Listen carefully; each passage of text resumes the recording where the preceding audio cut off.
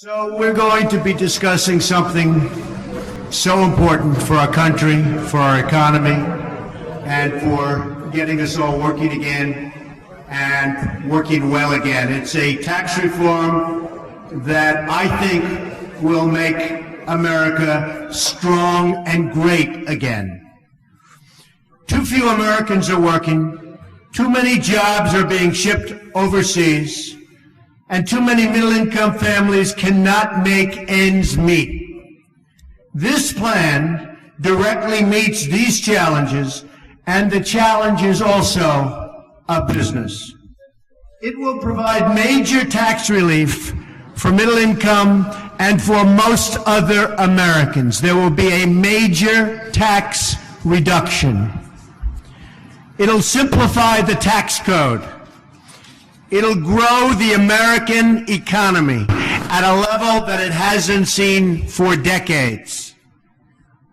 And all of this does not add to our debt or our deficit, but I'll also be discussing some of that at the end, because we have to make much better deals, we have to negotiate much harder, and we've got to make our economy strong. Changes for individuals will be at levels that you haven't seen in a long time. We're going to cut the individual rates from 7 brackets to 4. Simplification. 25%, 20%, 10%, and 0. If you're single and earn less than $25,000 per year, or married and jointly earn less than $50,000. So, very important.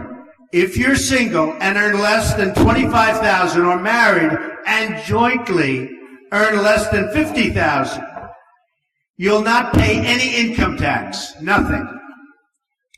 This eliminates very strongly and quickly the marriage penalty, very unfair penalty. It eliminates the AMT, which is the alternative minimum tax. It ends the death tax. It's a double taxation. A lot of families go through hell over the death tax. It reduces or eliminates most of the deductions and loopholes available to special interests and to the very rich. In other words, it's going to cost me a fortune, which is actually true, while preserving charitable giving and mortgage interest deductions, very importantly. It ends the current tax treatment of carried interest. Those are the hedge fund folks that I've been talking about for quite a while. They make a lot of money, carried interest. So it ends the current tax treatment of carried interest for speculative partnerships that do not grow businesses or create jobs and are not risking their own capital. Changes for business. Now, so important, because it's all about business. It's all about jobs. We have 93 million people in this country that are in serious trouble, that want to work, they can't work. So for business, no business of any size, from a Fortune 500 company to a mom and pop shop, to a freelancer living from gig to gig, will pay more than 15% of their business income in taxes. Big reduction.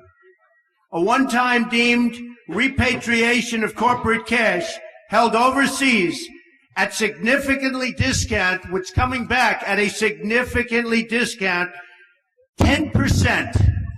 So it comes back discounted at a 10% tax rate and ends the deferral of taxes on corporate income earned abroad. Now, it's called corporate inversion. It's a huge subject. I've been watching politicians now for years. All talk, no action, politicians. I've been watching them for years talking about bringing this money back. The number is probably $2.5 trillion. Everybody agrees it should come back. Republicans, Democrats, everybody. They can't make a deal.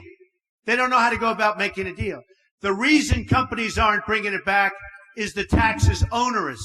It doesn't make sense to bring it back. And in fact, many companies are leaving the United States. They're leaving our shores to go and collect their money. They're actually moving out of the United States for two reasons. The taxes are too high, and because they have tremendous amounts of money that they can't bring back into this country when everybody wants them to bring it back in. It's called leadership.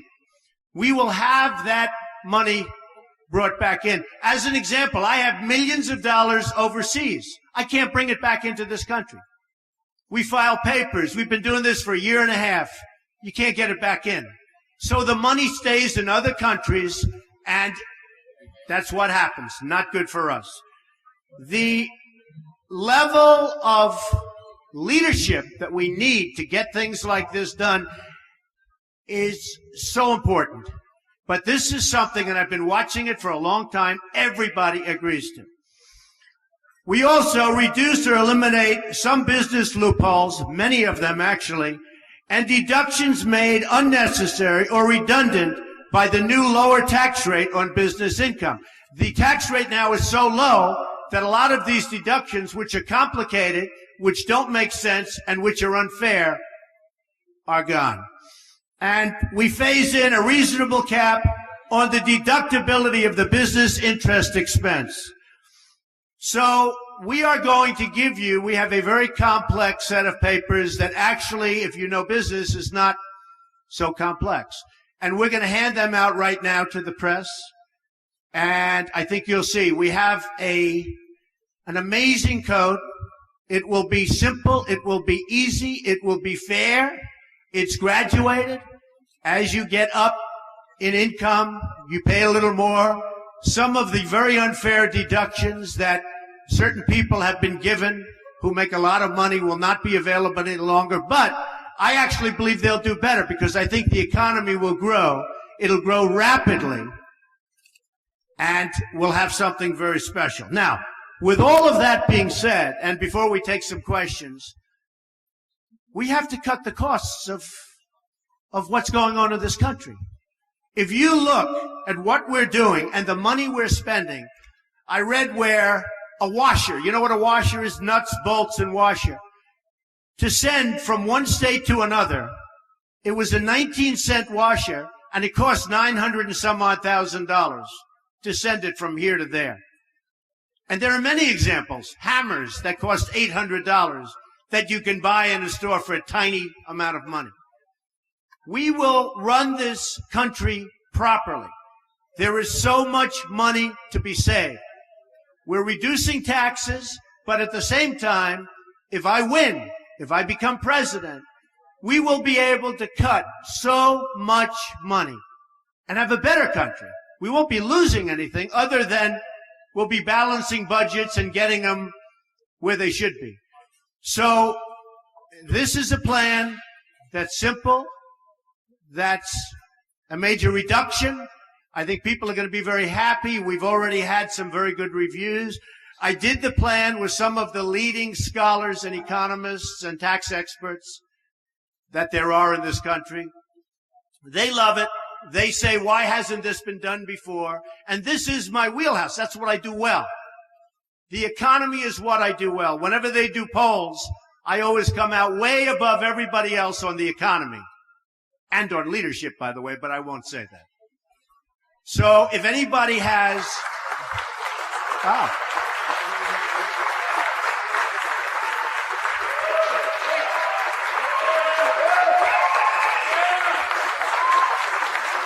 Thank you. That's amazing. That's some of the press was actually clapping. I don't think I've ever seen that before. All right, why don't we take some questions from the press? Yes, go ahead. No, I'm not going to do that yet. I have to get their approval. But we have some of the top people in the country worked on this.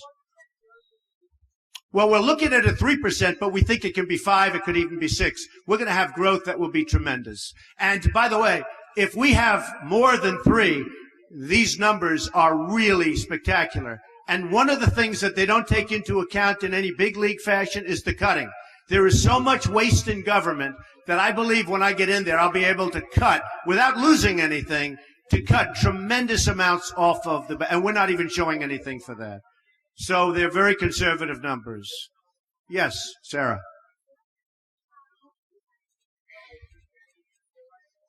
Yeah.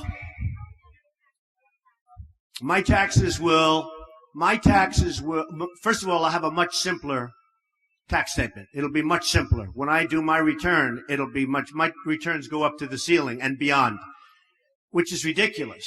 And you spend millions of dollars at a high level on lawyers, accountants, and everything else. We want to simplify them to a tremendous level. The bracket of 25, the big difference is many of the loopholes and many of the deductions, which are old, have been there for years, are antiquated in many cases, or are put there because a lot of the people that get these deductions are contributed to Hillary, they're contributing to Bush, they're contributing to every candidate but Trump, because I'm not taking any money, I'm self-funding. And these people want these deductions. There will be people, we're reducing taxes, but believe me, there will be people in the very upper echelons that won't be thrilled with this. We're taking away deductions, and that's one of the reasons we're able to lower it. So yeah, this is actually a tax reduction. A big tax reduction, including for the upper income. I believe that the economy will do so well that even though they won't be getting certain deductions, which aren't fair for them to be getting, that they'll end up doing better. Okay, yes, go ahead.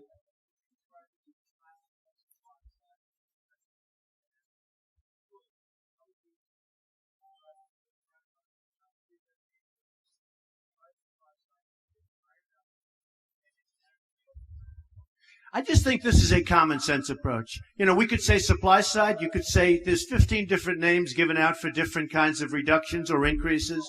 I don't think it's supply side or anything else. I think this is a common sense, well thought out tax proposal that's going to trigger the economy, going to make everybody go back and really want to work. It's going to create tremendous numbers of jobs.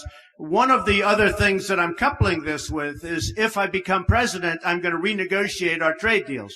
Because our trade deals are not sustainable by this country. Not sustainable. We cannot continue to let our jobs go to all of the different countries. There's not a country that we negotiate with that doesn't make a better deal. Everybody. We lose money with everything. I'm also going to renegotiate some of our military costs because we protect South Korea. We protect Germany. We protect some of the wealthiest countries in the world, Saudi Arabia. We protect everybody. We protect everybody. And we don't get reimbursement. We lose on everything. We lose on everything. So we're going to negotiate and renegotiate trade deals, military deals, many other deals that's going to get the cost down for running our country very significantly. I'm not showing a big number in that, but I believe that if I become president, those numbers are going to be massive. As an example, Saudi Arabia, they make $1 billion a day. We protect them. So we need help.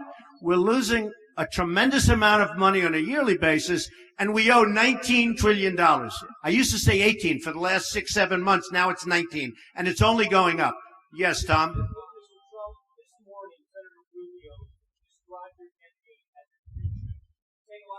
Well, now, look, Senator Rubio is a lightweight. We understand that. He wouldn't be able to do this. He wouldn't know a trade deal from any other deal.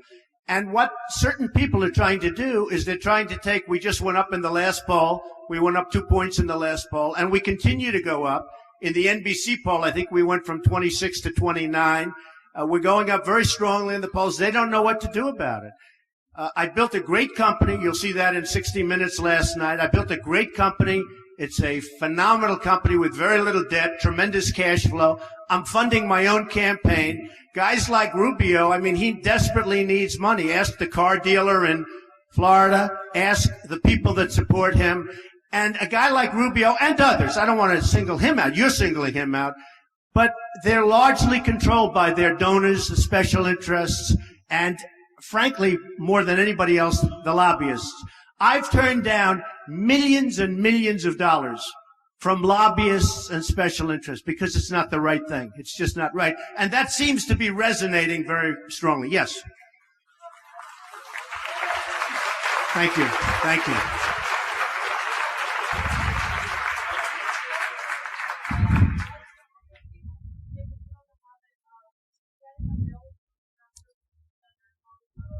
I negotiate. It's true, I do. I get bills from people and I negotiate. Well, is that a bad thing? The country should do that. Yeah, I would. I'd bring that same attitude to the White House. It's true. She said, I have a habit. When you get a bill, you call up and you negotiate. To me, that's a compliment. No, I want to take that thinking to the White House. I would bet you we could save 20% of our budget. I could even say more, but we could save a tremendous amount. That has to be the attitude our country has. You can't spend millions and millions of dollars on doing something that you can do for $2,000. You know, when you look at costs, we just spent $1 million building a soccer field. Okay? A soccer field for our prisoners that happen to be in Guantanamo. Okay? I don't like that. What do you need $1 million for? Level out the surface. Let them play. If they have to play at all. Okay? What do you need to spend $1 million? We just spent, it's a story today, $1 million on a soccer field. How do you spend $1 million doing the soccer field? You have a level piece of land. Throw them a ball, let them play soccer. If they have to play at all, why are they playing soccer is my question. Okay. Yes, sir. Go ahead. No, it's too long. You don't have time. You're not time. All right, go ahead. Why don't you go ahead? Right.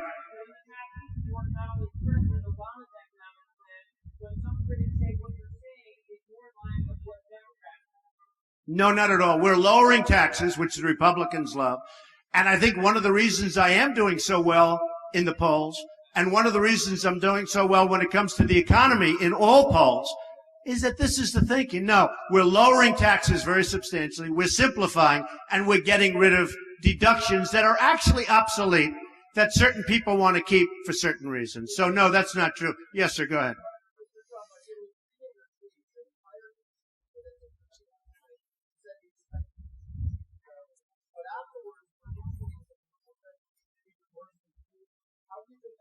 Well, Putin was interviewed and I was interviewed last night. I thought Charlie Rose did an excellent job, but I thought his was a softer interview. Scott Pelley interviewed me. I thought Scott was terrific. I mean, it was a tough interview, but I thought he was very fair. And I thought the piece was very good. Yeah, go ahead. Why is he harder on me than Putin? I would say because Putin is a nicer person than I am. Okay, go ahead.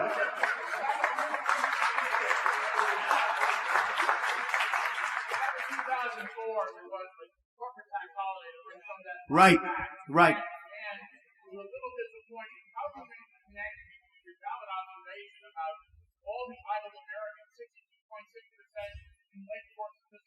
It's the worst in 36 years. Okay. Well, it's a good question, and you can connect the dots. But I guess it has been probably since '04, you know, you're talking about 10, 11, 12 years, that people have wanted to bring the money back into the country. And again, it's called corporate inversion. And a lot of times the corporations are moving out and they're going to other countries, taking jobs. And now we have a really big problem because we have serious companies, very large, very prestigious companies, as you know. Obviously, you know something about business. But we have major companies looking to move out of the United States. You know, it used to be they'd move from New York to Florida, they'd move from New Jersey to Texas or whatever. Now they're talking about moving from the United States to Ireland and to England and to other places, to Spain, where they get treated differently and, frankly, better. And they're doing that for a number of the reasons, but one of the big reasons, as you know, is taxes. One of the other reasons is to get all of this cash that they've built up and they can't get back into our country. And when this money comes back into our country that everybody wants, it's going to be put to work in our country largely. It can go other places, but largely. And I think it'll be an amazing boon. Now, here's the other thing. They think it's $2.5 trillion. I think it's much more than that. I actually think it's going to be more money than that. And boy, if it is, we have hit pay dirt. Yeah, go ahead, real fast.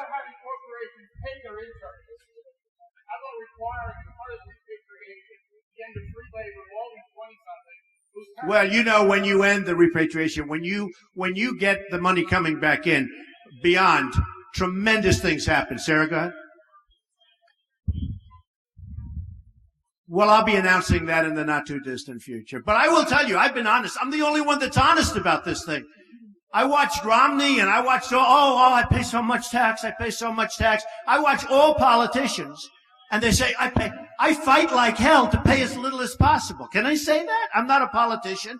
I fight like hell, always, because it's an expense. And I fight. I have the best lawyers and the best accountants, and I fight and I pay.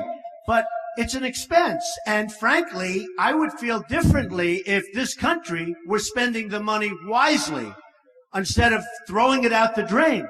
Our country spends our money so stupidly. And I will tell you that I can speak for myself. I pay a lot of tax, but I fight like hell to make it as low as possible. But I would feel a lot differently if our leadership was such that I respected the decisions. All you have to do is look at a list of the things that our government is spending money on right now, and you don't feel so good about our country. Yes.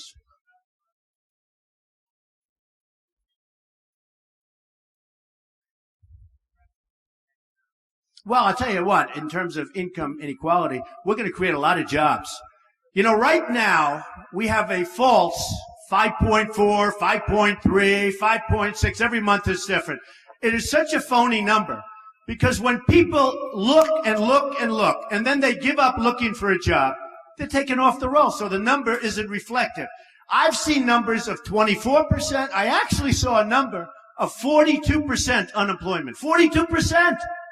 And it could be because when you're looking for a job and you go around and you look and you look and you fight and you want to work and you want to take care of your family and then you can't get the job, and you know what I'm talking about because you're shaking your head and you can't get the job, essentially for statistical purposes, you are considered employed. So then I read every time it comes out, I hear 5.3% unemployment. That is the biggest joke there is in this country. That number is so false. And people ask, how come Trump is doing so well and Carson and others? How come they're doing, why they're doing well? Because people are tired of political speak. They're tired of that. And the worst example of it, one of the worst example of it, is the phony unemployment rate. The unemployment rate is probably 20%. But I will tell you, you have some great economists that will tell you it's 30, 32, and the highest I've heard so far is 42%.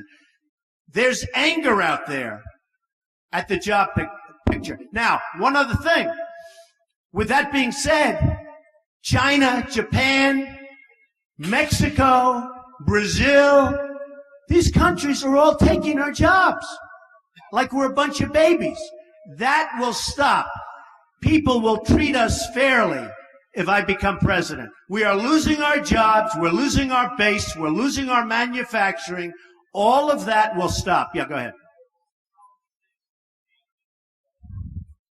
Well, this is number one, it's simplification. Number two, what I'm really doing is the big picture because corporations now are going to start having an incentive to create jobs. They're going to have an incentive also to stay in this country. They're going to spend, well, if they provide bigger dividends, people are going to have more money to spend. So that's not so bad either. If a corporation gives out a bigger dividend, that's great. Mr. Jones gets a bigger dividend, he's going to have more money to spend in the economy. So that's good. Yes, ma'am. Should Chris Christie what?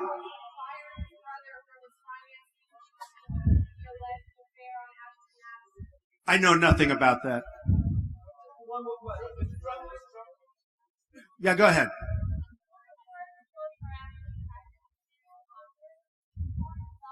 No, I'm not a populist. No, I'm not. I'm a man of great common sense. I'm a man that's built a tremendous company with the best locations in real estate, the best everything. You're here at one of them. I have many of these. I've done a great job. I've employed tens of thousands of people. I employ now thousands and thousands of people. I've done a good job, but I wouldn't say populist at all. I would say I'm a man of common sense. I'm cutting taxes. I'm going to create a lot of jobs. I'm going to get rid of a tremendous amount of waste. And I'll tell you what, the waste that I get rid of The waste that I get rid of is going to have a huge impact, and I'm not even putting that in my numbers. So I think it's going to be terrific. All right, how about one more question? Go ahead. Yes, the motor industry. That's a beautiful way of describing it. The motor industry. Where are you from? England. I love oh, what a beautiful accent. No, I want to get the industry, we call it the automobile industry, but I want to get the automobile industry to build factories here. As you know, Ford is building a $2.5 billion factory in Mexico. Mexico also took a big plant out of Tennessee, and Tennessee thought they were going to get it, and they didn't. I want the motor companies, as you would say, or the automobile companies, to build their plants in the United States. I don't want Nabisco leaving for Mexico or any place else. I want these companies not to leave Chicago, not to leave Michigan, not to leave New Hampshire and Iowa and South Carolina and all of these places where they're leaving and they're going to other countries. I want them to stay here, and they will stay here, and they'll be so happy. Ladies and gentlemen, thank you very much. It's been a great honor. Thank you. Thank you. Thank you.